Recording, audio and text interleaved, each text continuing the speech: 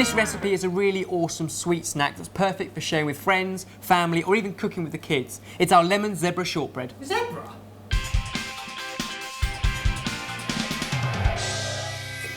So, where do we start? Start by creaming together our butter and sugar. Okay, so you get a nice sort of paste, and then folding in 2 types of flour, plain flour and corn flour. Okay. Then we'll make it lemony, and then right at the end we'll give it our zebra twist. Okay. Okay, so really simple stuff, very few ingredients, all dead cheap ingredients. Start off with our sugar and our butter. The butter really does have to be room temperature to do this. You can always soften it in the microwave if you've got it too hard. We'll put in our flavour, so this is lemon shortbread, and it will get better and better as we go. So the zest of a lemon. There we go. And then we fold in 2 different types of flour. When I say fold, it's really just beating it all together. So our plain flour goes in there, and then our corn flour as well at the same time. And what that does is 2 different types of flour, takes all the moisture out. So it's a really crumbly, dry shortbread. A little bit of elbow grease, and that will start to loosen it up. So that will eventually come together into a paste. In the meantime, I'll show you our tin. So it's a 20cm by 20cm square baking tin. And all I've done is just lined it with a bit of greaseproof paper. And actually, if I can just take a little bit out of there and just kind of squeeze it in there, that just enables this greaseproof to kind of stick to the bottom so it doesn't move later on. And now that's together, if you put the whole lot into there. Yep, it's very dry.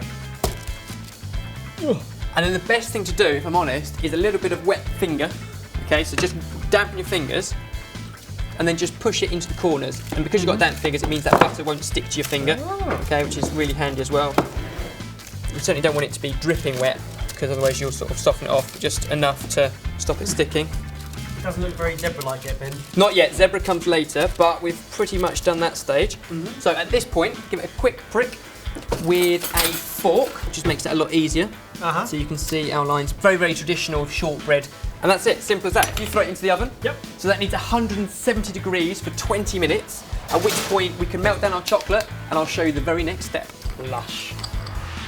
So when our shortbreads come out of the oven, while it's still hot, sprinkle it with caster sugar, okay, and that will just sort of sit on and begin to melt in, and then let it cool completely before we cut it. And what we want now is these sort of shortbread fingers, so a really sharp knife, and just cut fingers out of it like that. And then for the zebra bit, so that's our lemon shortbread. Absolutely serve it like that if you like, or a little bit of dark chocolate just melted, okay? Okay. So then that's just going to zigzag back and forth Get it across now. our shortbread. Dribble, dribble, dribble. Oh, that is beautiful. And then say you don't have to be too particular. As you can see, I'm not being. But this is where you can really start to have some fun with your shortbread. And then if you can take those and just stack them up on there, Jenga style, brilliant way to present these things. And as you can see, it makes so many to share. And they last for days in an airtight container.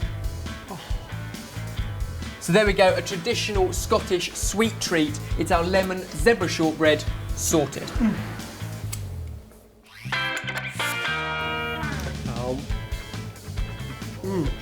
That's proper short and crumbly. That is good. Buttery rich. That is amazing. Now, we would love to see your attempts of these, so don't forget to take a photo and upload them to our Facebook page. That's Facebook.com/sorted food. See how high you can get them. Yeah, the Up tallest lemon zebra shortbread tower.